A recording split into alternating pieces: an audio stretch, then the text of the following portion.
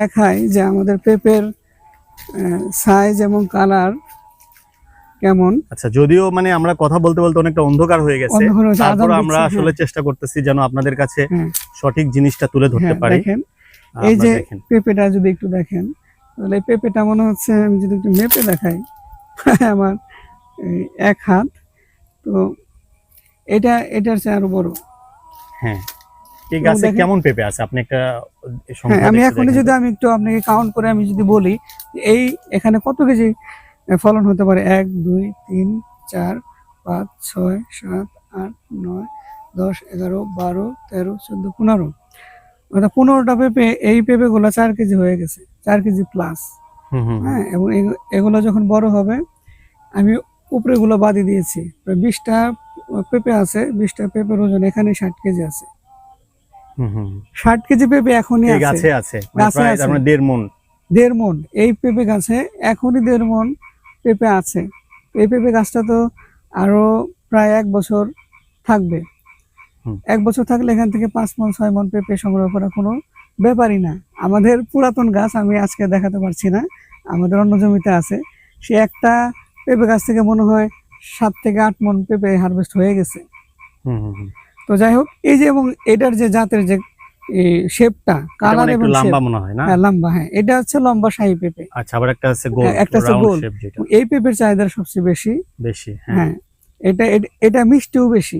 আচ্ছা, তো এই ধরনের যদি জাত কেউ চাষ করে সঠিক পরিচর্যায়, লস হওয়ার কোনো সম্ভাবনাই নেই। এদের দাম নাও থাকে, 10 টাকা কেজিও থাকলেও, 10 টাকা কেজি থাকলেও সে অনেক লাভবান হবে ইনশাআল্লাহ। তো আপনারা যারা নতুন কৃষিতে আসতে চাচ্ছেন তারা পেঁপে চাষ করলে অবশ্যই এই জাত দিয়ে করবেন। আমার পরামর্শ, আমি একটু অধিকার নেই বলছি, সেটা হচ্ছে যারা, আমি চাই কোনো কৃষি উদ্যোক্তা যারা কৃষিতে আসতে চাচ্ছেন কেউ যেন লসের সম্মুখীন না হন।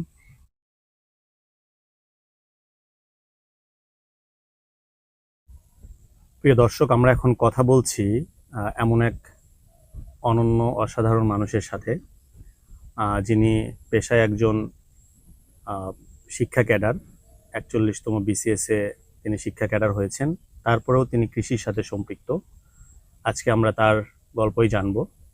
শুরুতে আমরা তার সাথে পরিচিত হইনি। আসসালামু আলাইকুম। ওয়ালাইকুম আসসালাম। কেমন আছেন আপনি? আছি আলহামদুলিল্লাহ, আপনি ভালো আছেন? জি, আছি আলহামদুলিল্লাহ।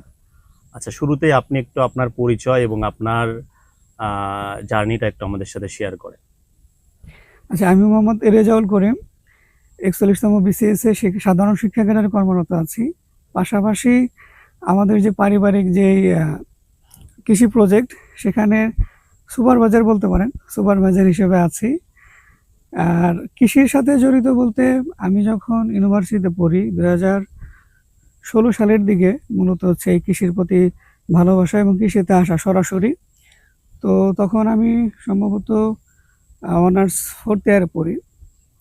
তখন আমি সরাসরি কৃষিতে বাবার সাথে হেল্প করা শুরু করি, একদম মাঠে রোদে পুড়ে, মানে কি একটা অবস্থা। তখনই হচ্ছে আপনার সর্বপ্রথম একটি BCS এর সার্কুলার হয় প্রিলি।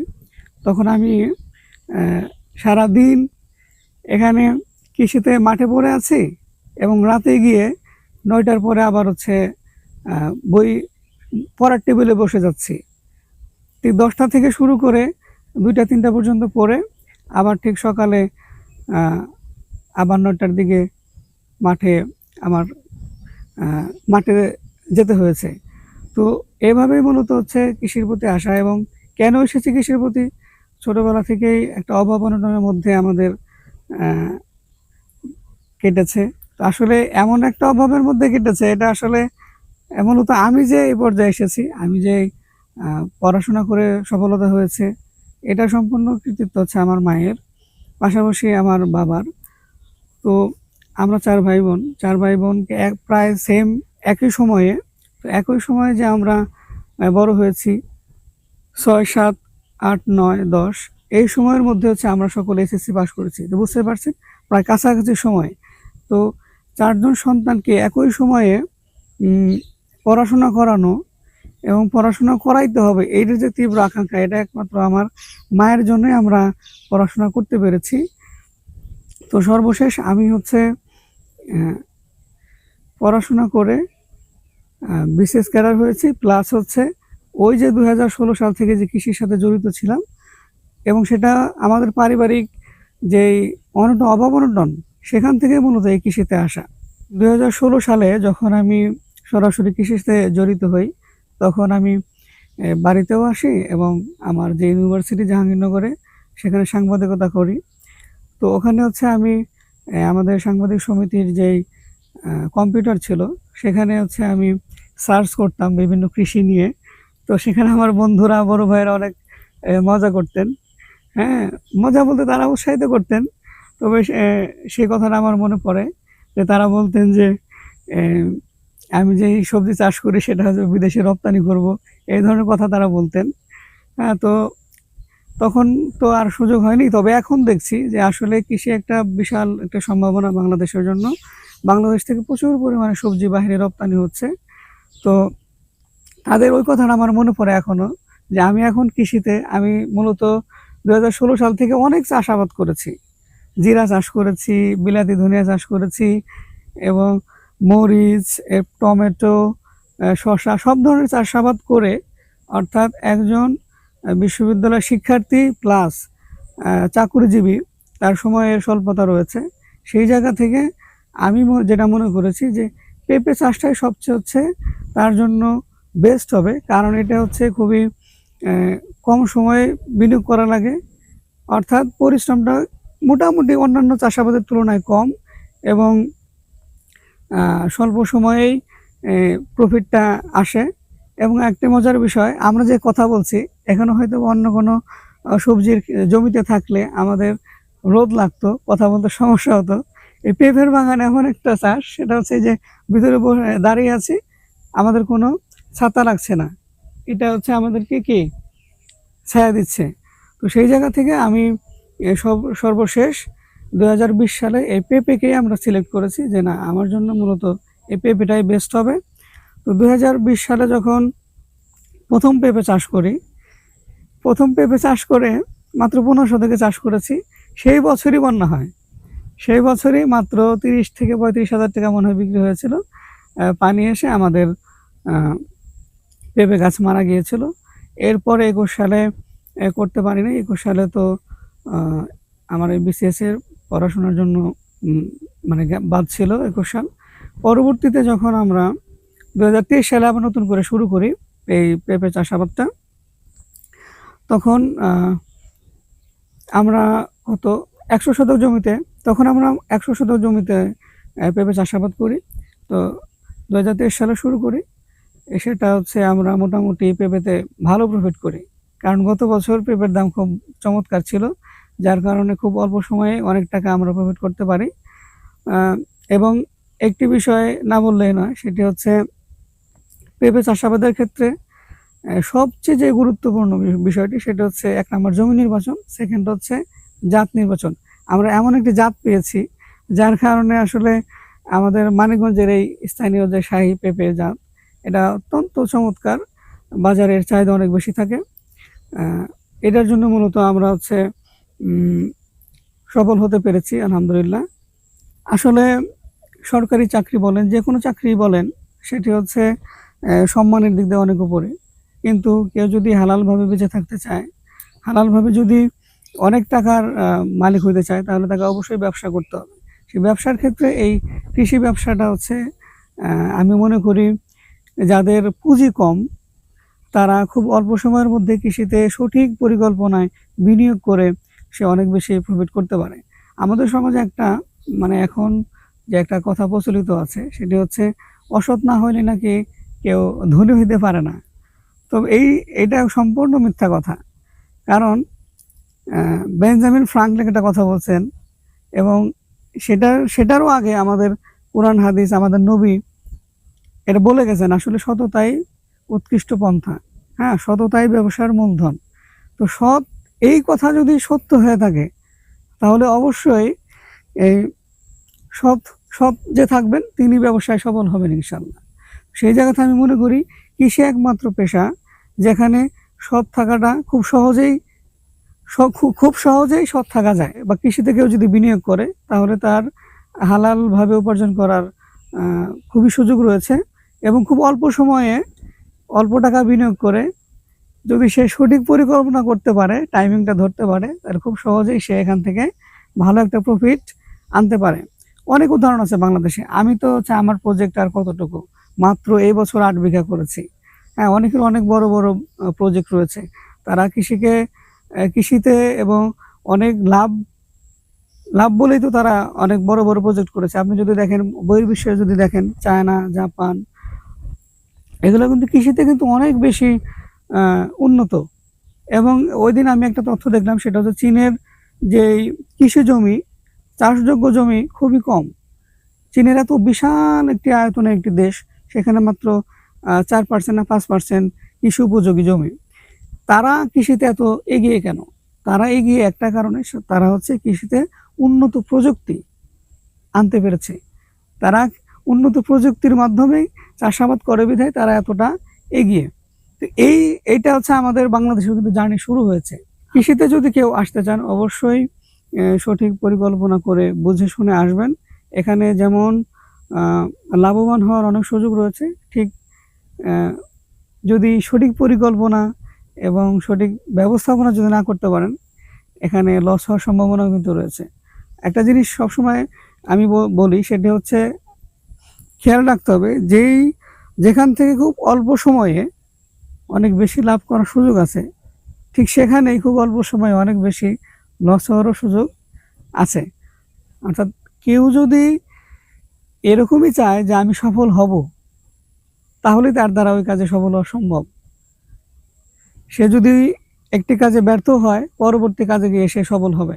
তো এই ক্ষেত্রে আমি আমার মায়ের কথা বলবো, সেটা হচ্ছে আমার মা একটা কথাই বলতেন যে ইচ্ছা থাকলে উপায় হয়। সব সময় বলতেন যে বাবা ইচ্ছা করো, ইচ্ছা থাকলে উপায় হয়। তো কেউ যদি ইচ্ছা করে যে আমি এই কাজে সফল হব, কৃষি বলেন, যে কোনো কাজই বলেন, তাহলে সে ইনশাল্লাহ সফল হবেই। আল্লাহ একটা কাজ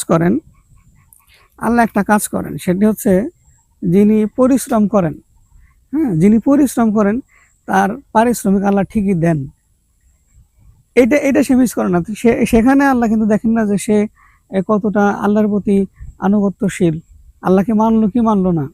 জ্ঞানের ক্ষেত্রে এটা হয়, যিনি কষ্ট করবেন, যিনি পড়াশোনা করবেন, যিনি পরিশ্রম বেশি করবেন, তাকে আল্লাহ দেবেন।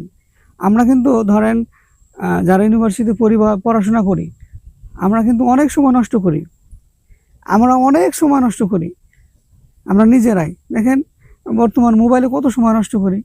ওই সময়টা যদি আমরা নষ্ট না করে বন্ধু বান্ধবের সাথে আড্ডা কমিয়ে যদি আমার বাবার সাথে কৃষিতে যদি আমরা একটু হেল্প করতে পারি, তাহলে কি হবে, একই সাথে কৃষির প্রতিও আমার অভিজ্ঞতা তৈরি হবে, প্লাস হচ্ছে আমাদের বাজে আড্ডাও হবে না। এবং কষ্ট করা যে কি, এবং আমাদের পিতামাতা যে আমাদের জন্য কষ্ট করছেন, হ্যাঁ, এবং তাদের যে আমানত, আমরা সেই আমানত হিসেবে আমাদের যে দায়িত্ব, একজন ছাত্রের দায়িত্ব কি, পড়াশোনা করা, সেটা যে বুঝতে পারা, কৃষির সাথে পিতামাতার সাথে তারা যে কাজ করছেন সেখানে যাওয়ার মাধ্যমে এটা ফিল করা সম্ভব। আমি যদি বাবার সাথে জমিতে যাই, যখন দেখি আমার বাবার শার্ট ভিজে যাচ্ছে, পরনের কাপড় ভিজে যাচ্ছে, তখনই আমাদের ফিল হবে যে আসলে তারা আমাদের জন্য কি করছেন এবং কেন করছেন। হ্যাঁ, তারা চাচ্ছেন যে আমরা আমাদের কাজটা সঠিকভাবে করি। তো সেই জায়গা থেকে আমাদের যে কাজ, পড়াশোনা, সেটার প্রতি আমাদের কিন্তু দায়বদ্ধতা চলে আসবে। হ্যাঁ, আসলে একটা ছাত্র খুব সহজেই কিন্তু যখন এসএসসি পাস করে, আমি এসএসসি পাস ইন্টার এটা বলবো না, তবে তখন থেকে মূলত তার একটা চিন্তা চেতনা জাগ্রত হয়ে যায় যে আসলে আমি ভালো লাগে কোনটা, আমি উদ্যোক্তা হব নাকি সরকারি চাকরি করব নাকি বিদেশে পড়তে যাব, তখনই সে বুঝতে পারে। তবে আমি এক্ষেত্রে বলবো, যারা ইন্টার পাস করে বিশ্ববিদ্যালয়ে পরীক্ষা দিয়ে বিশ্ববিদ্যালয়ে ভর্তি হয়েছে, ঠিক প্রথম বর্ষ থেকেই তার সিদ্ধান্ত নেওয়া উচিত আসলে সে কোন দিকে যাবে। সে কি সরকারি চাকরি দিকে যাবে, নাকি বাইরে পড়তে যাবে, বাইরে স্কলারশিপ নিয়ে পড়তে যাবে, এটা করবে, নাকি সে উদ্যোক্তা হবে। প্রথম বর্ষ থেকেই করা উচিত। আমাদের বাংলাদেশে এমনিতেই হচ্ছে শিক্ষা ব্যবস্থায় যে অবস্থা, সেখানে অনেক পরে তাকে হচ্ছে কর্মে প্রবেশ করার সুযোগ দেওয়া হয়েছে। বাইরের দেশে তো ইন্টার পাস করে তারা, ইন্টার পাস করার আগেই তারা কর্মের সাথে জড়িত হয়ে যায়। তো এটা আমাদের যারা বিশ্ববিদ্যালয় বা অনার্স যে কোনো বিশ্ববিদ্যালয়ে পড়ুক, অনার্স প্রথম বর্ষ থেকে তার সিদ্ধান্ত নেওয়া উচিত সে সরকারি চাকরি করবে, এই লাইনে যাবে, নাকি বিদেশে পড়তে যাবে, নাকি উদ্যোক্তা হবে। আচ্ছা, আপনি এবার 8 বিঘার মতো পেঁপে চাষ করেছেন। তো পেঁপে চাষের ক্ষেত্রে আসলে কেমন জমি নির্বাচন করতে হয়? আচ্ছা, পেঁপে চাষের ক্ষেত্রে 4টি বিষয় সবচেয়ে জরুরি। আমি পেঁপে চাষের সমগ্র পর্যায়কে 4টি ভাগে ভাগ করেছি আমি নিজে। সেটা হচ্ছে 1 নম্বর হচ্ছে জমি নির্বাচন, দ্বিতীয় হচ্ছে জাত নির্বাচন, তৃতীয় হচ্ছে সঠিক পরিচর্যা, চতুর্থ হচ্ছে বাজারজাতকরণ। তো আপনি প্রথম কোশ্চেনটা করেছেন, সবচেয়ে গুরুত্বপূর্ণ যেটা সেটা হচ্ছে জমি নির্বাচন। জমি নির্বাচনের ক্ষেত্রে অবশ্যই যদি মাটির কথা বলি তাহলে বেলে দোআঁশ মাটি এবং এঁটেল দোআঁশ মাটি, এই 3 ধরনের মাটি আমাদের পেঁপে চাষের ক্ষেত্রে নির্বাচন করতে হবে। এখানে আরেকটি বিষয় সেটা হচ্ছে এমন জমি নির্বাচন করতে হবে পেঁপে চাষের ক্ষেত্রে যেই জমিতে বৃষ্টির পানি জমে থাকে না এবং ছোট বন্যা, মানে বড় বন্যা তো পুরো বাংলাদেশ সব জায়গায় মোটামুটি পানি উঠে যায়, সেটা না, ছোট বন্যা হইলেই যে অঞ্চলে পানি জমে যায়, হ্যাঁ, যে জমিতে পানি জমে যায়, পানি উঠে যায়, সেই জমি নির্বাচন কোনোভাবেই করা যাবে না। পেঁপে চাষের ক্ষেত্রে বা অন্যান্য যে কোনো চাষের ক্ষেত্রে জাতটা খুবই গুরুত্বপূর্ণ। পেঁপে চাষের ক্ষেত্রে যদি আপনি জাতের কথা হিসেব করেন, বাংলাদেশে হাইব্রিড এবং দেশি ভ্যারাইটি চলে। তো হাইব্রিড ভ্যারাইটির আপনার সবচেয়ে বড় যেই প্রতিবন্ধকতা সেটি হচ্ছে হাইব্রিড মোজাইক ভাইরাস আক্রমণ হয়ে গাছগুলো নষ্ট হয়ে যায় এবং বাংলাদেশে প্রচুর পরিমাণে প্রতি বছর অনেক কৃষক হাইব্রিড চাষ করে ক্ষতির সম্মুখীন হচ্ছে। এই ক্ষেত্রে আমাদের এই মানিকগঞ্জের উচ্চ ফলনশীল, রোগবালাই সহনশীল ও ভাইরাস প্রতিরোধী একটি জাত রয়েছে মানিকগঞ্জের শাহী পেঁপে। এই পেঁপে চাষ করে কেউ লস করেছে সঠিক পরিচর্যা এবং পরিকল্পনায়, এরকম নজির নেই। তো তাদের জন্য এইটা এবং এটা হচ্ছে গোল শেপের, লম্বা শেপের, যেটাই হোক, এই পেঁপে চাষের ক্ষেত্রে অবশ্যই এটা করবেন ইনশাল্লাহ। এটা করে লস করবেন না ইনশাল্লাহ। সেক্ষেত্রে জাতের যারা নতুন চাষি, এখানে একটা বিষয় আছে, ধরেন যারা নতুন চাষি তারা অবশ্যই এই মানিকগঞ্জের এই স্থানীয় এই যাত্রীতে যারা শুরু করবেন। পেঁপে চাষের পর আসে পরিচর্যায়। পরিচর্যা হচ্ছে পেঁপে চাষের সমগ্র যে পেঁপে চাষের যেই এটা কি বলা যায়, শুরু থেকে শেষ পর্যন্ত সবচেয়ে বড় সিলেবাস, বড় অধ্যায় হচ্ছে এই পরিচর্যা। কারণ আপনি জমি নির্বাচনের পর থেকেই, পেঁপে রোপণের পর থেকেই পরিচর্যা শুরু হয় শেষ পর্যন্ত, একদম হারভেস্ট, শেষ পেঁপের যে হারভেস্টটা করবেন সেই পর্যন্ত আপনাকে পরিচর্যা করতে হবে। অনেক বড় অধ্যায় এটা। তো এটা হচ্ছে এটার উপর নির্ভর করে আপনি সফল হবেন কি হবেন না। যেহেতু আমাদের এই মানিকগঞ্জের এই জাতটি অনেক রোগবালাই সহনশীল, ভাইরাস প্রতিরোধী, এক্ষেত্রে এর পরিচর্যাটা খুব সহজ। আপনি চারা রোপণ করার পর থেকে চারা রোপণ করার সময় যদি মাদায় কোনো সার না দেন তাহলে হচ্ছে 12 দিন পরে প্রথম সার দেবেন। এর প্রতি 1 মাস পর পর গাছের চারদিকে রিং করে সার দিয়ে দিবেন, পর্যাপ্ত পরিমাণে সকল প্রকার সার মিশিয়ে সেখানে হচ্ছে আপনারা দিয়ে দিবেন। এখানে আরেকটি বিষয় লক্ষ্য রাখবেন, সেটা হচ্ছে মাটির যে প্রধান যেই উপাদান, জৈব উপাদান, এখানে যত বেশি জৈব উপাদান দেওয়া যায় আমরা জৈব সার ব্যবহার করবো ইনশাল্লাহ। তো এরপরে কন্টিনিউয়াসলি 15 দিন পর পর, এই 15 দিন পর পর, অন্যান্য হাইব্রিড জাতে হচ্ছে 7 দিন পর পর স্প্রে করার কথা বলা হয়, কিন্তু আমাদের এই পেঁপে গাছে 15 থেকে 20 দিন এর মধ্যে আমাদেরকে এই শিডিউল স্প্রে করতে হবে। পেঁপে গাছ চাষের ক্ষেত্রে কয়েকটি রোগের আক্রমণ দেখা যায়, সেটি হচ্ছে সাদা মাছি এবং এই লাল মাকড়ের যে আক্রমণটা বেশি হয়, যার কারণে পেঁপে গাছে মোজাইক ভাইরাস লাগে। সেটা প্রতিরোধ করার জন্য আমরা হচ্ছে 15 দিন পর পর শিডিউল স্প্রে করব। একটি সাদা মাছি এবং মাকড়ের জন্য যে ওষুধগুলো আছে সেগুলো, আর একটা হচ্ছে ছত্রাকনাশক। এই 3টা ওষুধ, এবং একটা পর্যায়ে যখন ফুল আসার আগে আমরা হচ্ছে বোরন সাথে জিঙ্ক আমরা স্প্রে করে দেবো ইনশাল্লাহ। এটাই, খুব বেশি কঠিন না। এইভাবে পরিচর্যা করে যাবেন এবং সেচটা খুবই জরুরি, গুরুত্বপূর্ণ একটি বিষয়। এই পানি আমাদের পেঁপে গাছ মূলত পানি সহ্য করতে, বেশি পানি সহ্য করতে পারে না, আবার কম থাকলেও সমস্যা। এজন্য পর্যাপ্ত পরিমাণে সেচ দিতে হবে। তবে বেশি সেচ যেন না হয়, বেশি পানি যেন জমে না থাকে সেদিকে খেয়াল রাখতে হবে। এবং আমাদের যখন ফেব্রুয়ারি, মার্চ, এপ্রিলে যখন খরা আসে, তখন যদি আমরা সেচে যদি অবহেলা করি, তাহলে যে ফুলগুলো আসবে সেগুলো থেকে আমাদের ফল সেট হবে না। ওই সময় আমাদের সেচের ক্ষেত্রে খুবই গুরুত্ব দিতে হবে। তো এগুলো হলো পরিচর্যা। এবং আমাদের এই পেঁপে রোপণের 6 মাসের মধ্যে হারভেস্ট করা যায়। পেঁপে চাষের সবচেয়ে উত্তম সময় হচ্ছে নভেম্বর থেকে এপ্রিল মাস পর্যন্ত। এর মধ্যে নভেম্বর এবং ডিসেম্বর পর্যন্ত হচ্ছে আগাম। এই সময় চাষ করলে সে আগাম বাজারটা ধরতে পারবে। এরপরে হচ্ছে জানুয়ারি থেকে হচ্ছে ফেব্রুয়ারি, এটা হচ্ছে মধ্যম, এবং মার্চ, এপ্রিল এটা হচ্ছে নাবি। তো যারা নতুন তারা এই সময়টাকে ফোকাস করে চাষ করবেন। আর যারা পুরাতন রয়েছেন, যাদের পেঁপে চাষের অভিজ্ঞতা রয়েছে, তারা সারা বছর পেঁপে চাষ করতে পারেন, কারণ পেঁপে সারা বছর চাষ করা যায়।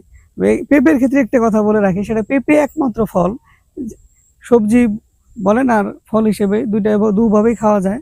সবজি এবং ফল দুভাবেই পেঁপে খাওয়া যায়। তো এইটা একবার ধরা শুরু হইলে, একমাত্র পেঁপের গাছই রয়েছে যে একবার ধরা শুরু হইলে এটা থামবে না। এই গাছ যতদিন পর্যন্ত বেঁচে থাকবে, 2 বছর 3 বছর, এটা ফল দিতেই থাকবে। এটা মৌসুমি ফল না। তো যাই হোক, পরিচর্যা সঠিক করলে অনেক লাভবান হওয়ার সুযোগ রয়েছে পেঁপে চাষে। এরপরে বাজারজাতকরণ। আপনি বাজারজাতকরণের ক্ষেত্রে যেখানে আপনার দাম পাওয়া যায়, যে বাজারে আপনার পেঁপের দামটা একটু ভালো থাকে, সেখানে আপনার বাজারজাত করতে হবে। সেক্ষেত্রে আবার জমি নির্বাচনের সাথে বাজারজাতের একটা সম্পর্ক রয়েছে। এমন একটা জায়গায় আপনি জমি নির্বাচন করলেন, সেখান থেকে লেবার দিয়ে আপনার বাজারে নিতে গেলে অনেক টাকা খরচ হয়ে যায়, এরকম জমি নির্বাচন করবেন না। এটা একটা সঠিক বাজারজাতের জন্য রাস্তার ধারে যদি পেঁপে চাষ করেন, সেক্ষেত্রে হচ্ছে আপনার কস্টিং কমে যাবে, সেক্ষেত্রে প্রফিটের পরিমাণটা বেড়ে যাবে। তো ধন্যবাদ। তো যারা হচ্ছে আপনার কৃষির সাথে সম্পৃক্ত হতে চায় আগামীতে, বিশেষ করে যারা তরুণ, তাদের উদ্দেশ্যে আপনি কি বলবেন? আচ্ছা, যারা তরুণ বা কৃষির সাথে সম্পৃক্ত হতে চায়, ধরেন চাকরিও করে, তার একটু সময় আছে, অবসর সময় আছে, বা কেউ সরকারি চাকরি থেকে বা অন্যান্য চাকরি থেকে রিটায়ার্ড হয়েছে, তারা কৃষিতে আসতে চান তাদের অবসর সময় কাটানোর জন্য, তারা অবশ্যই কৃষিতে আসলে একটু ঘেটে আসতে হবে, একটু জেনে বুঝে এরপরে কৃষিতে আসতে হবে। কারণ জেনে বুঝে না আসলে আসলে কৃষিতে ওইভাবে লাভ করা সম্ভব না। কারণ আমি না বুঝেই আমি অনেক চাষ করেছি, আমি নিজের অভিজ্ঞতায় বলি, আমি না বুঝে অনেক চাষ করেছি, সেখানে আমি অনেক লস খেয়েছি। হ্যাঁ, কৃষিটা হচ্ছে আপনার যে কোনো জিনিস অভিজ্ঞতার একটা প্রয়োজন রয়েছে। তো আপনারা যারা কৃষিতে আসতে চান, তারা শুরুতে কম জমি নিয়ে শুরু করেন, সেখান থেকে কিছু অভিজ্ঞতা অর্জন করে এরপরে কৃষির যে প্রজেক্টটা সেটা হচ্ছে বড় করেন। তো কৃষিতে যারা আসতে চান, এর মধ্যে যত বাংলাদেশে সবজি রয়েছে, এর মধ্যে পেঁপে চাষটা হতে পারে আপনাদের জন্য উপযুক্ত, সবচেয়ে উপযুক্ত। কারণ যারা কৃষিতে আসেন নাই, কৃষিতে জড়িত না, হ্যাঁ, তারা যখন কৃষিতে আসবেন, যখন চৈত্র মাসের, বৈশাখ মাসের যখন রোদের মধ্যে আপনি যখন জমিতে আসবেন, তখন আপনার স্বাভাবিক অন্যান্য সবজির জমিতে আপনি যেতে পারবেন না, কিন্তু এই পেঁপের জমিতে আপনি আসতে পারবেন। এটা হচ্ছে আপনাদের জন্য কি কাজে দেবে, যারা কৃষিতে আসবেন, পেঁপে করবেন, তারা হচ্ছে বুঝতে পারবেন। পেঁপে ছাড়াও অন্যান্য যেগুলো ফল রয়েছে প্রফিটেবল, সেগুলো আপনাদের জমি যদি থাকে তাহলে করতে পারেন। কৃষিতে যারা সফল হতে চান, তাদেরকে অবশ্যই প্রথম যে বিষয়টি মাথায় রাখতে হবে, সেটা হচ্ছে আমি সফল হব, এবং অনেক বেশি পরিশ্রম হইলে তাহলে সে সফল হবে ইনশাল্লাহ। তো যারা সফল হওয়ার যাদের মানসিকতা আছে, তারা যদি কৃষিতে আসে, তারা কৃষিতে অনেক বেশি ভালো করবে, কারণ কৃষি এমন একটি সেক্টর যেখানে খুবই কম পরিশ্রমে, কম টাকা ইনভেস্টে, কম সময়ে অনেক বেশি লাভবান করার সুযোগ রয়েছে। তো যাদের পরিশ্রম করার মানসিকতা এবং সফল হওয়ার মানসিকতা রয়েছে, কেবল তারাই কৃষিতে সফল হতে পারবেন ইনশাল্লাহ।